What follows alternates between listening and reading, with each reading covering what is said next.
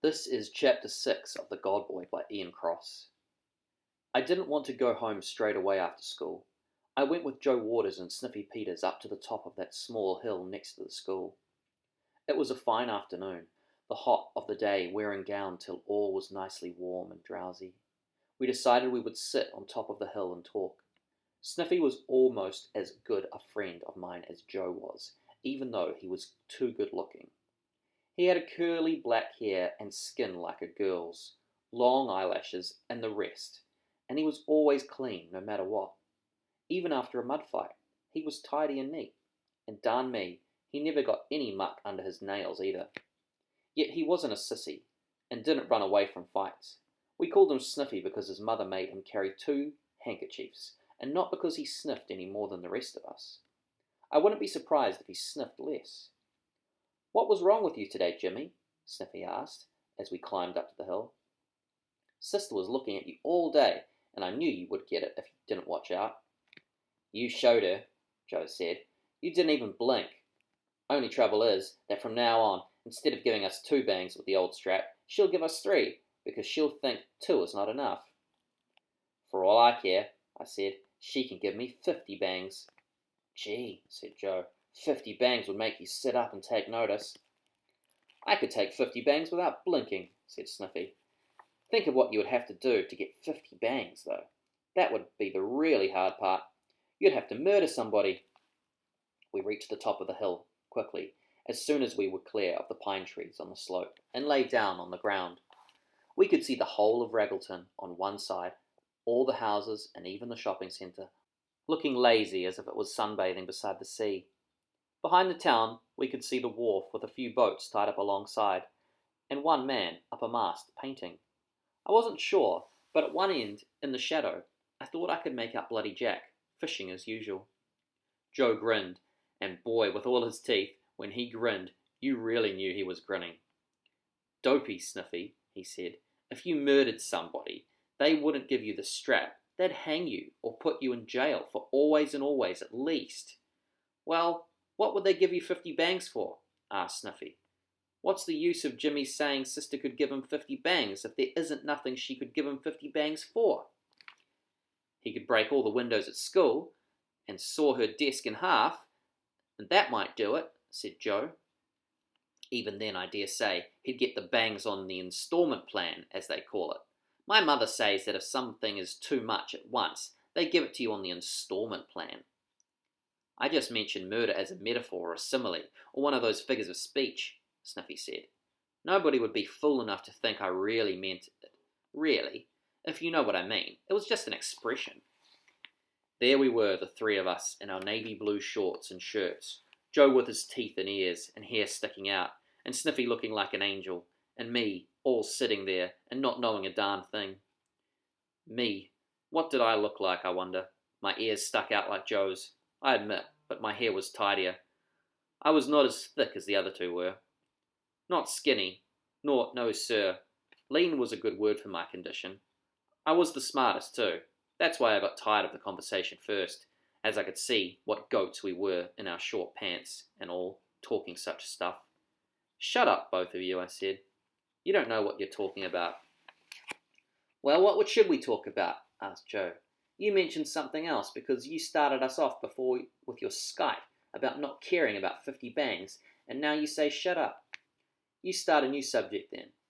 "Wrestling," said Sniffy. "Let's talk wrestling holds." They were both looking at me, waiting for me to give the word.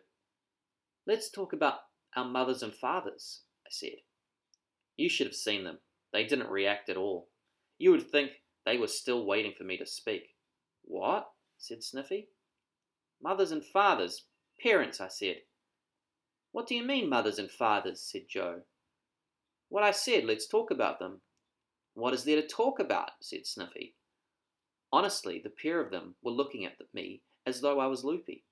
I nearly couldn't even see Joe's teeth. That's how serious he looked.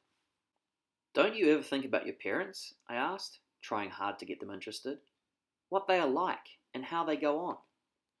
"You usually have pretty good ideas, Jimmy," said Joe, "but this beats the band. Parents? There's your mother and father, and they're there. What is there to talk about? Sniffy's face brightened and he said, You mean about what fathers can do? Like Hex Simpson's father being a footballer once. You mean about fathers, don't you? Mothers are mothers, they are. But fathers do something else besides. No, I said. Mothers and fathers together, I mean. The pair of them lost interest there, and didn't ask me anything more. They were good friends, and didn't like to hurt my feelings, I suppose, especially as I got the strap that day. Forget about it then. I don't care. It struck me as an interesting subject, that's all. I thought you might have something interesting to say, that's all. What about war? Said Joe. Let's talk about war, and what it would be like to be shot, or blown up, or gassed, or hit on the head with the wrong end of the gun. Okay, said Sniffy. Okay, I said. We kids must have sat up on that hill for an hour talking away, and in that time the weather changed. Big black clouds came bowling in from over the sea. The wind grew cold, and we could see the whole town starting to shiver. We came down as soon as it began to spit with rain, and ran back to the intersection where we split up and went our different ways home. It was well after 4 o'clock when I got home. Of course, I was worrying whether Mother would blame me for making Dad get in such an awful temper in the morning. Going inside was a bit like going to school the day of exams, but Mum didn't notice me. She was moving around the house with a duster, wrapped up in thought, as they say in books. So without saying anything, I put my boots on, took my raincoat from my bedroom door, and went off to see Bloody Jack. As I got near the wharf, I could see him sitting there staring into the water, the collar of his old coat right up, and his head pulled down so far into it that I could only see bits of dirty white hair sticking out the top, and the end of his nose sticking out front. The only other part of him that was showing was his thumb and finger sticking out of his sleeve holding his fishing line. And the wind was bashing the water into the piles of the wharf, with spray kicking up everywhere, and outside the harbour the sea was sucking and heaving away as though a million mad whales were underneath. I had to admire Bloody Jack for sitting on there, even though he didn't have a dog's show of getting any fish. When I got to him, though, he was huddled up like that, and I could see he didn't have any more clothes on than usual, as he always wore the same old dirty coat. When I asked him why, it didn't seem to worry him that this was the first thing I said to him. He told me he was wearing 2 sets of underwear. Close to your skin is the place to lick the cold, he said. No use at all messing around trying to keep the elements out when your clothes are already on. You make a burden of yourself to carry around, that's all. I sat down beside him. My heavy boots dragged on my feet as I dangled them over the edge of the wharf. Jack's fishing line was swinging up and down in the swells. Little bits of spray were sneezing up from the water into my face. It was a heck of a time to be there, really. You're a funny mite, said Bloody Jack. I'm a funny old chap, but I got the right to be. But you're a funny young chap, and that's different. What do you mean? I said, a bit flustered. There's nothing funny about me. Nothing funny at all. There's nothing funny about you. There's nothing funny about either of us. Don't get on your high horse, boy, he said. I was thinking of how you're always wandering around like a lost lamb, and like to sit and talk with me so much. I like you to sit and talk with me, and then I think, is it good for you? Other boys talk with you? Sure they do, for a while. Then they drift off when they've had a good look at me, and don't worry me any more. Would you rather I didn't bother you then? The lower part of his face, covered with all that black fuzz, moved as though it was going to twist up around his big hooked nose, and as his funny dim old eyes peered down at me, big drips of spray ran over his forehead. Don't you talk no damn nonsense, he said. No damn nonsense now. I like you hanging around, but what does your dad and mum think, eh? They don't care what I do, they don't worry. There must have been something in the way I said that, because he pushed his face down a little closer, as if to get a good look at me, and said, What's that now? You don't get along with your mum and dad? They don't get along with each other, I said. They don't get along much at all. There was such a gust of wind then, stinging wet, and I shivered closer to Jack, and got a whiff of his khaki sweater, a mixture of fish and tobacco smells, and the wind was like a whip banging near my cold ears, and the wharf shook slightly beneath us.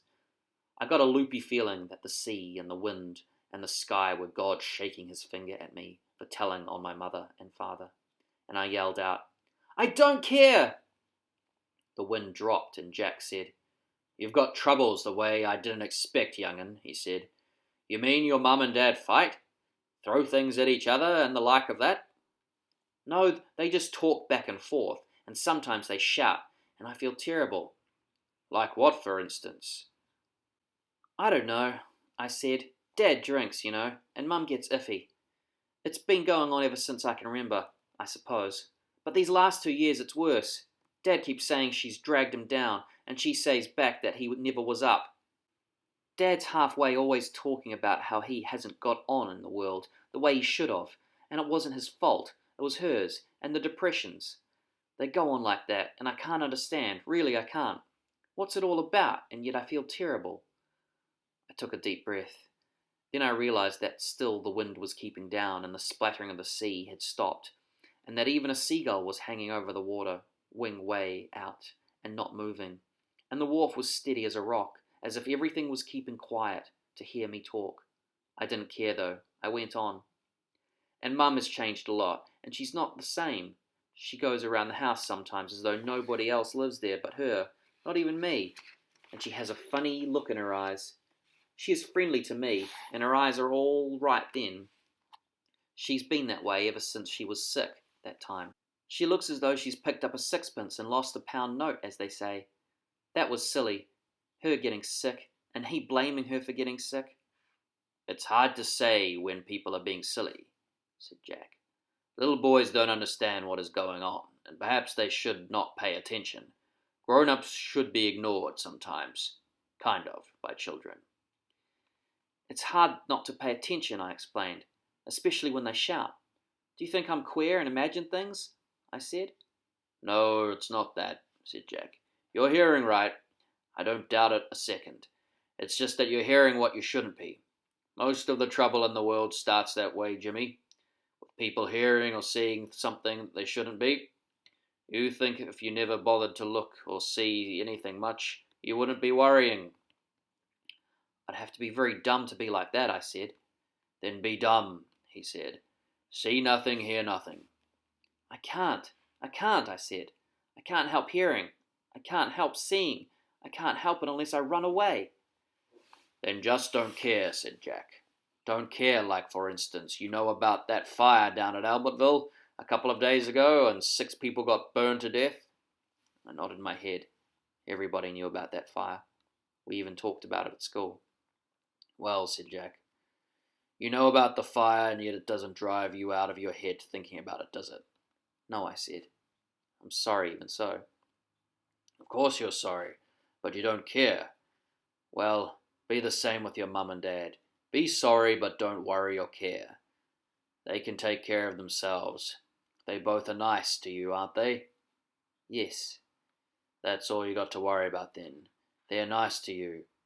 Let them worry about the other business." "I'll try," I said. We were both quiet after that, with old Jack just staring down into the water around his line, as though he could see the fish, and me looking everywhere at once. Then I thought that I would ask him about his troubles, if he had any, seeing he was so decent about mine, with that advice and stuff. "Don't you worry about a thing, Jack?" I asked. "No," he said. "What about being all by yourself and nobody to look after you? As you told me once, you had no family."